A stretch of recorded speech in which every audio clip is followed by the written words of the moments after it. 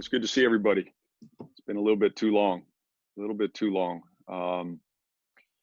Yeah, first thing, I couldn't be more proud of this group. It's been quite a season. Obviously, it didn't end the way we expected or hoped. We're disappointed that we can't continue, but extremely proud of this group, how hard they played, how committed they were to each other. Their buy-in was fantastic. Their growth, their development. I couldn't be more proud of them. So, it feels a little incomplete that we can't continue. I'm disappointed for our fans, for our team, for our players especially. Obviously, we're playing our best brand of basketball as we finished up in Miami. And I would have loved to continue that in Orlando. Obviously, we don't have that opportunity now. The challenge is to move forward. We're not going to sit here and feel sorry for ourselves. Those days are behind us. And I shared this with the group the other day. Our goal now is to get better. We have an opportunity here. 5 months is a long time between now and, training camp or whenever that starts. And this is an opportunity to get better, get bigger, faster, stronger, smarter. And I expect our guys to do that. This is a group that has shown that they want to work. They're open to development. I believe our development program is only getting better.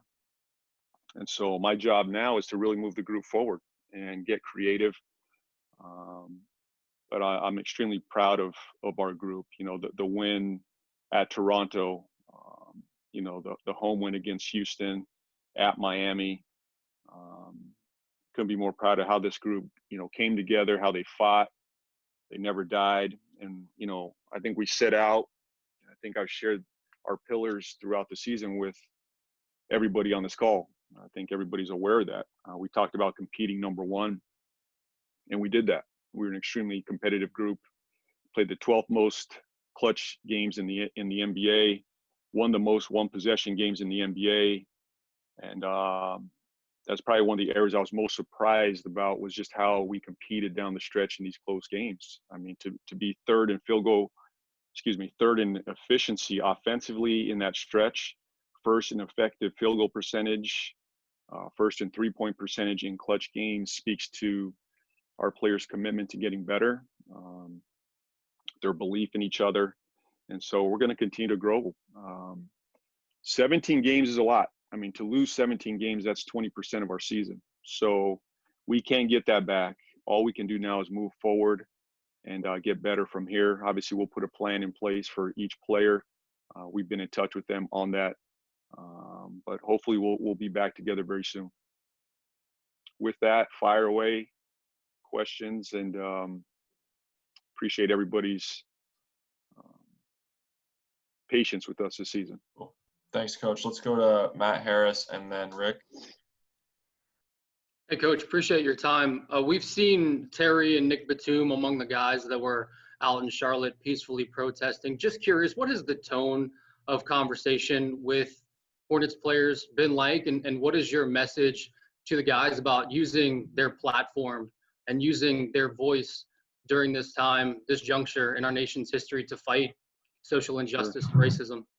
Sure. It's a very important time for us, and we've opened up the conversation for our players. We've had a number of Zoom calls, and I've had a number of calls with our players, and this is an opportunity for them to use their voice, their platform. They have my full support in that. I stand there with them as we fight racism, and we make a stand. And I'm thankful that I work for an ownership group, an organization, a league that is taking a stand. And I want to continue that conversation. I want to provide that platform. I want to become more educated, and that comes with conversation.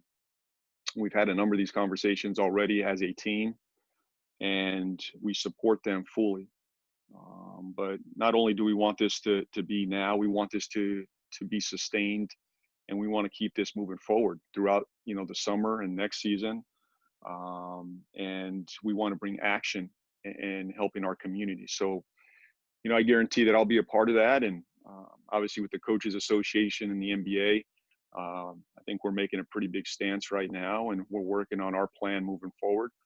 And I'm going to try to get, at the grassroots level here, get involved in our community, but more than anything, provide our players a platform and a comfort to speak their mind, speak their truth, be honest about it and real about it. And I fully support them.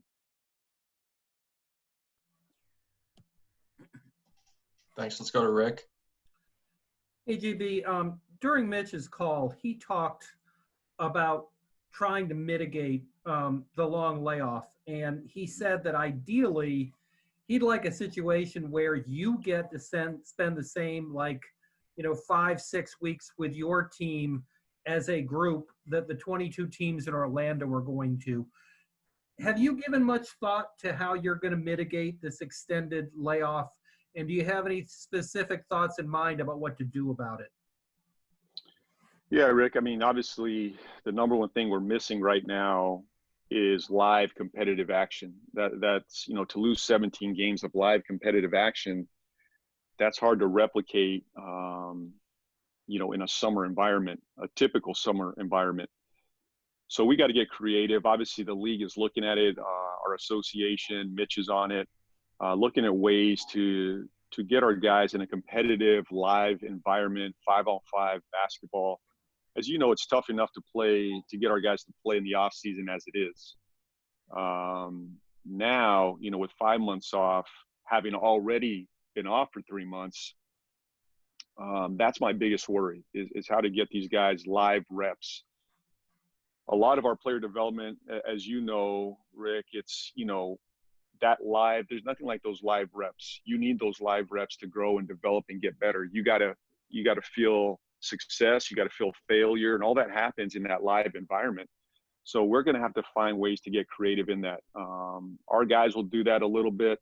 Obviously the rules that come in the summertime limit us, the typical rules. So I think right now we got to stretch beyond that, and the league is looking at ways to get us competitive reps, live reps. I've tried to map it out, but I think a lot of this is going to be the calendar, the schedule is going to be dictated by the NBA and what they give us. But I got to be flexible and ready to move as we get the details on that. But Rick, I look at it as an opportunity. I'm disappointed that we don't have those 17 games or the 8 games in Orlando. Being together, that's not healthy for us. But what I do see is 5 months, which is a tremendous amount of time to get better. I believe in our player development program. So 5 months with these guys in the weight room, on the court, is significant for us. I believe we'll come out of this better. Our players will come out of this better. What we have missed in the summertime, though, is live competitive play. And I think that's being addressed now. And that's my hope, is that we'll have some of that with our players moving forward this summer. Thanks. Thanks. Let's go with Sam Purley and then Steve Reed. Thanks for jumping on, JB. You spoke at the beginning of the season at the luncheon about how important the Swarm was going to be this year to development. Using it kind of aggressively as you did for the second consecutive year, how do you think it contributed to the progression of Jalen and the Martin twins and the other guys you've been sending down? Well, the G League's been a significant area of our development and a focus for me and for us. I think adding Nick Friedman to that group really elevated our attention to the G League, our efficiency in the G League, and our overall production out of the G League. And I think you look at our track record the last 2 years in using the G League, I think it speaks to how much we believe in it and how much we're committed to it. If you look at Devontae's progression, last year to this year, you look at Caleb Martin, Cody Martin this year, Jalen McDaniels, those are all major, pillars for us moving forward, those players. And getting, as I talked about earlier, those game time reps at the G League is extremely important. Having them go live in our system, have success, have failures, but doing it under our umbrella, our system. So we'll continue to use it. We're a big believer in it. We're looking at ways to improve it even right now. How can we improve it? Our staff has had those conversations throughout this hiatus. So I believe it's only going to get better from here. And I'm really proud of their growth. The buy-in is there. As an organization, there's buy-in from the players to the staff to the front office. We're in full alignment that our G League program is a major part of what we're trying to do here. Thanks, Steve. JB, hey, I just want to follow up on what Rick asked you about, the teams going down to Orlando and you guys not going down. First of all, do you feel like it puts you at a major disadvantage? And secondly, if you had to, make a suggestion to the league, what would you say to them? What would you say? We need to do this. What would you offer them as, a possible way of maybe leveling the playing field? Well, I think the biggest disruption for us, I'll get to the Orlando thing in a second. I think the biggest disruption was the virus and when that stopped. There was significant momentum, identity, development going on when the virus hit. And we were hitting our stride. Obviously, we can't get that back. That hit everybody. So everybody's in the same boat there. My hope was in being brought to Orlando would be to try to recapture that for at a minimum 8 games, to be back together, to recapture a lot of what we had going. Obviously, we don't have that opportunity now. Is it a disadvantage? Yeah, it could be a major disadvantage. But for me and our group, I can't allow that to happen. We got to move forward and find ways, creative ways, to push this thing forward and really use it as an opportunity. This could be a jumpstart to next season. While those teams are playing in Orlando, those are the teams we're chasing. This is an opportunity to catch them and use this as an opportunity to get better. So that's what I'm working on now. That's our goal.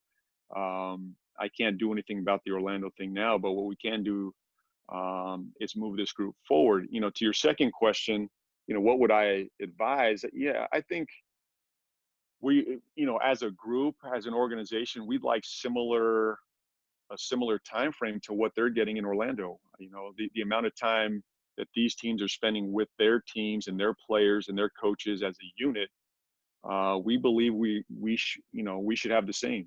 I think that would level the playing field a little bit more. So for me, it's more about the time, the amount of time that we have, that it syncs with what they're getting in Orlando, and then also the live play, which we don't get a lot in the summer. Can we get to live play, not limit my time on the court with the players as much? That's one thing that I would advise the league opens up and allows. Thanks. Let's go to Jason Huber and then John Foki. Hey, JB, one thing that you mentioned a few times this season, and Mitch just mentioned on the call before this, was how you knew last year, at your first year as coach, there were frustrating times with some of the losses, and you said this year, knowing that it would be a tough year at times. How did you kind of improve as a coach in that aspect, and also just kind of learning more with a rebuilding team and going into next year when some of these guys are starting to develop? Yeah, I think from year 1 to year 2, obviously the first year, I put a lot of pressure on myself, wanting to win every single game, and that may have bled over to our players as well. But yeah, I settled into the second year and clearly laid out what this year was going to look like. I think being very clear and honest about what this season was about set the tone for everybody, and we stuck to that. I didn't veer from that. Stayed consistent in those messages, in our identity. Obviously, playing the young guys and building a system, I'm extremely proud of our group for staying the course and doing that. So much more comfortable laying out the game plan from the start. As a head coach, though, you got to be ready to pivot as the season goes, and I think we did that a few times this year. But we stuck to our pillars. We competed every night. The message was always there that the number one thing we're going to do is compete and develop. We never veered from our development program. Even after a loss, after a win, we came in the next day, we got better, clearly laying that out for our guys. And then our identity on the offensive end and defensive end, I think our guys had a clearer picture of what we wanted, what we are about, and we stuck to that. So yeah, I was much more comfortable in the second year laying that out for our group. And now the beauty in that, now we get to build on that. And, now we're moving into our third year. This group, this core young group will be back next year, and we'll be able to build on these principles and these pillars that we set out, at the beginning of the season. And I don't know what was there a second question? No, it's just kind of, yeah. I mean, you kind of answered it at the end there. Was going into next season, what's kind of the difference? Yeah, with year one being more veteran, year two young, and now they're kind of developing into year three. Right. Well, there's two things in that part. These guys, these young players have had success now. They're truly bought in. They're truly invested. And I think that's one of the most disappointing pieces from the season being halted was that didn't get to continue. That momentum, that identity was disrupted. But now we get to build on this. That everybody understands our system now at a higher level. We get to layer on top of the foundation. I think we laid a good foundation this year, and now we get to layer on that this summer and as well next season. So I'm thrilled. I'm excited for this group. I think there's a lot of positivity. I think our fans are excited. Our group is excited. We're just disappointed we can't keep playing, but that's a good thing. I think there's a hunger, there's a desire. This group wants to get better. They don't want to go on vacation. They don't want to be away from each other. They want to be back together playing and competing. And they believe we could compete with the best of them. We showed that, in our game against Milwaukee, Houston, Toronto, Miami. I mean, I think even the home game against San Antonio, Denver. We stood the test against those teams, and now it's just about getting better. We have a great opportunity now in front of us.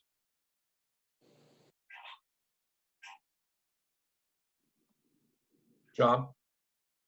Hey, Coach. Mitch mentioned that Malik was reinstated. What's it been like just to have the whole group together with Malik back in there as well? Yeah, it's great having him back, having him a part of the group again. You never want one of your guys out of the group. We're a family, we're a unit, and I think this time, that we've been away from each other, we've been able to connect via Zoom, and Malik's been a part of those. We welcome him back, and we move forward. Malik's ready to move forward. Obviously, we haven't been on the court with him. He's been in our facility, which is a positive. But we welcome him back, and we got work to do this summer, and I know he's ready to do it. Thanks. Let's go with Will and then Solarte. Thanks for doing this, man. One, were you shocked at how much of a leap Devontae made? Obviously, you guys thought he was good. That's why you drafted him. But the leap that he made was tremendous. And then I'll ask my second one just after that so you don't forget. I didn't tell you he was going to average what he averaged. I didn't tell you that. I didn't tell you I didn't say that before the season, guys. I thought I told you all he'd be top 5 in threes made and top 10 in assists per game. No, look, I think is probably the biggest surprise of the season, just the leap he made. We knew he was going to get better. We knew he had potential and ability. He worked extremely hard last summer. But that's the beauty in this business. You never know who's going to make a jump. And, Devontae's one of those guys that made a significant jump, not just for our team, but league-wide.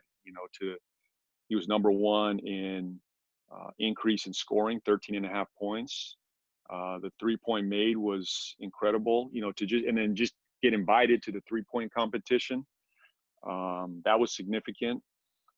Getting invited to the Rising Stars, and to have 3 of the 10 American Rising Stars be out of your program, that speaks to our program, to our scouts, to Mitch's vision, to our development program, our coaches. I give our coaches a ton of credit, and Devontae's one of those products. But he's put himself in this position. It was a tremendous surprise, and where he goes from here, none of us know. What I do know is he's a pillar for us. He's a core guy, and he's going to take a step this summer. I believe he will. He's already working hard, extremely hard in the weight room, on the court. He's going to come back better, smarter, and I couldn't be more proud of his his growth and development this season. He's up for most improved, and he deserves to be in that conversation. So really proud of him. Then finally, so often when we do these with coaches or GMs, it's like talking to a politician. You know, we're fed everything's great, everything's awesome, everything's perfect. But Mitch and you, to your credit, have been very honest about where this team is and where you want it to go. Mitch said that it's not about fit right now, it's about getting talent. I mean, that's a pretty bold statement, saying this team just isn't good enough. And how important is it to be honest and have that reality check of where you are versus, you know, kind of just holding on to a job and telling us and telling anyone what they want to hear? Well, you know, to move forward and to truly grow and develop, you got to be honest with yourself and with your team. And I think that's one thing that I've tried to do with our group. This is where we at. This is our reality. But this is our truth to get better. This is how we're going to get better. And we're not going to shy away from that. We're not where we want to be. But I think we're much further than people expected. But my standards are much higher than yours and probably most people around our group. My standards are extremely high for this group. I expect them to compete every night. I expect them to go against Milwaukee and hold them to 100 points for the first time in a year. That's my expectation. So I've laid out those standards, and we're not gonna waver from that. Do we have to get better? Absolutely. We got to add more talent. The group that is here, they've got to take a step. You know, we're not going to sit back and pat ourselves on the back and say we beat the odds. You know, this is about maximizing our players and our program, and that's what we're going to do this summer. Everybody, my staff included, myself, our players have to take a jump. We all have to get better if we're going to move this organization forward. We don't have the luxury of maybe some teams that are going after and you know, maybe attaining a free agent that can, you know, turn their world in a second. You know, we're going to build this one pillar at a time, one brick at a time. And when we can strike and bring in the right free agent, we're going to strike. And the beauty in all this, though, is that we have flexibility to do that, Will. We have the flexibility now to strike. We're going to have 2 very good picks in this draft. I expect our guys to make another jump this summer and come back better. You put that all together, you know, I'm not trying to, you know, create something that's not there, a false narrative. That's the reality. We're in a pretty good position, but we got to take advantage of it this summer and be smart about who we bring in, how we develop, how we work, and build on what we've started here. So I'm extremely excited. I'm extremely optimistic. And I think our guys feel that and our fans feel that as well. Thanks. Let's go to Solarte. Hey, JB, good to see you again. Good to see you. Question that I have for you, kind of dovetailing off of that, you mentioned or actually said Mitch mentioned that guys like Terry and Miles and Devontae and PJ, they're the main 4 pillars, this young core coming together. And Mitch kind of said that you guys aren't necessarily a destination for free agents just yet, but with this group that you have as your core that you're building, could that be something that as free agents look at the Hornets and say, this might be a place that I want to go, you know, great city. Mm-hmm. They've got young players that are really developing, and maybe I could be the right piece to fit in there. Not saying you got to spend like crazy, but you know, do you feel that you guys are closer to being a destination for free agents based on that core group that you have? And I do have one more, but I'll let you do this one first. Sure. I do believe we're becoming more attractive league-wide. I do believe that. You know, our city, our fans, our development program, you look at our track record the last 2 years, and for most players that are looking for a destination, they're looking at what's best for them. And you can't blame them. They're looking for the best fit, the best situation. Obviously, money factors into that, contract factors into that. But all players want to get better. They want to be maximized. And I think what we've done the last 2 years is we've maximized our players for the most part. You know, these guys have gotten better. When you come into our program, we're going to get you better. And we're going to play for each other. We're a very unselfish group. I think our identity league-wide is starting to take shape, take form, that this group plays hard, they play together, they move the ball, they share the ball, they compete every single night. They have a young core that, we may want to play with down the road. And there's a system in place that gets players better. And I think if you put that all together, we are becoming more attractive. So that's got to continue, and I think we did that. A number of players going back to last year had career years after our first year. That core, even the veteran group after that first year, a number of those guys had career years under our program. You look at this year, I think we maximized our program. We got better. We did that. Devontae Graham was the 34th pick, in the draft. Miles and PJ were 12 picks. We're not talking about, these weren't like top 2, top 3 picks. These guys were 12. PJ Washington should be first team all rookie this year. And that's under our program. Miles took a major jump. He was the MVP of the Rising Stars under our program. He's getting better. You look at Terry Rozier, had career years this year, took a major jump, 9 points per game more, higher increase than his previous high or his previous season.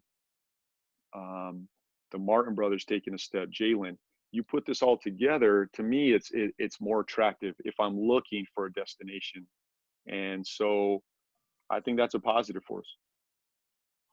And my last one for you. When was the last time you wore a suit, and are you itching to get into a suit again? I don't even know where my suits are. And I'm sure they got to get dry cleaned somewhere. So who knows where they're at. I'm sure there's a few at the office. There's a few downstairs. I better start digging through the closets here and get those dry cleaned. I'm in no hurry to put a suit on. Now, if it was to go to Orlando, I would do that. But at the end of the day, I just miss my guys. I miss being around them.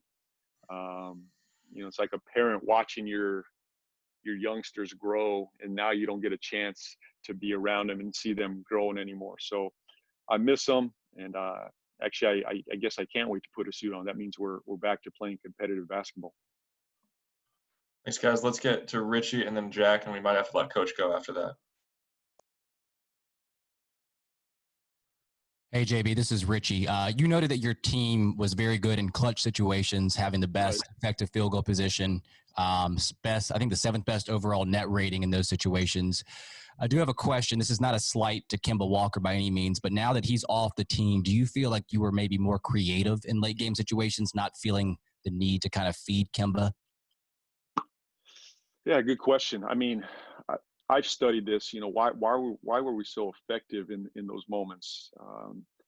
Most teams in this league, it's the most talented, experienced player that you want these end of games, the ball in their hands. And as I study it, we made shots down the stretch, like in these tight situations.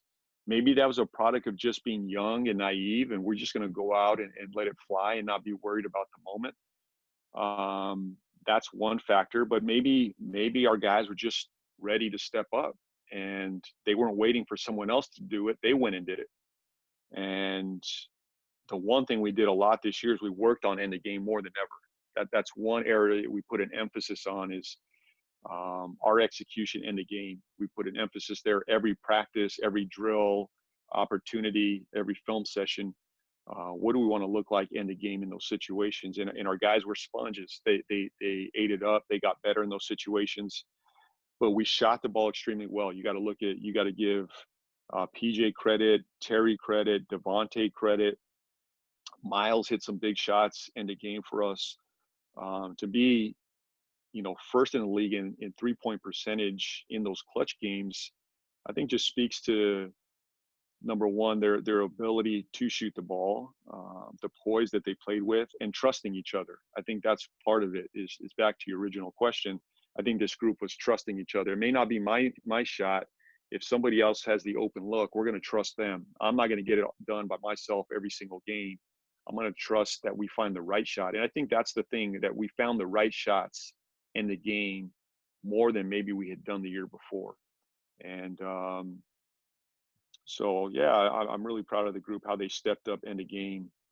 especially on the offensive end. Overall net rating, I think you said, was 7th. So we execute extremely well in the game situation. Thank you. Thanks. Let's get to Jack, and then we'll wrap up there. Hey, JB, hope you're doing well. Mitch touched on this earlier, but I mean, the last 10 to 12 games before the season ended, y'all really seem to start to have an identity and a culture. And a lot of that had to do, like you said, with the Martin brothers, the energy of Jalen McDaniels. So are you kind of surprised that just in such a short period of time where y'all started playing the young guys a lot more, that you guys kind of established sort of like a culture and identity for the future? Well, it's, that's probably our best stretch of basketball. And the Martin brothers had a lot to do with it. Jalen did. Obviously, you never know what to expect when you put these young players in that type of environment. You never know what to expect, but they rose to the challenge. And the one thing I can say is they worked their tail off all year to put themselves in that position. I was not hesitant to put them in the game. Obviously, we wanted to play our young guys, but I didn't shy away from that because I saw what they were doing behind the scenes. Extremely coachable, worked hard, wanted to get better, wanted to play for each other. They all played extremely hard. And if you have those qualities, I was not fearful about what was going to come of that. I know it was going to be productive no matter what. Was I surprised that it came together so quickly? I guess, I was a little surprised that it came together so quickly, but these are men that are very fearless and they want to get better. So, and then the reps in the G League gave me a lot of confidence. We were seeing a lot of growth from Jalen and Caleb in particular in the G League. And when we brought them up to our program, it translated. It was there. And so I expect that group to continue to grow and get better. They were a major part of that run, though. I think our defense, that in that stretch, in that month, we were top 10 in the league. We held our opponents to the lowest points per game in the league as well. And a lot of that has to do with the Martin twins and Jalen McDaniels. Having that length, that size, that versatility, it's something we've talked about. So I guess I wasn't as surprised on the defensive end, but their ability to make shots, especially Caleb and Cody on the offensive end, was a bright surprise for me there in that last 12 games. Thank you, guys. I know you got to get going, Coach, so we'll let you go. Thank you guys for joining us today, and I'll get these files to you as quick as we can as well. Thanks, JB. Great. Thanks, JB. Thanks, guys. Thanks, Appreciate Coach. it. Thanks, everybody. Thank you.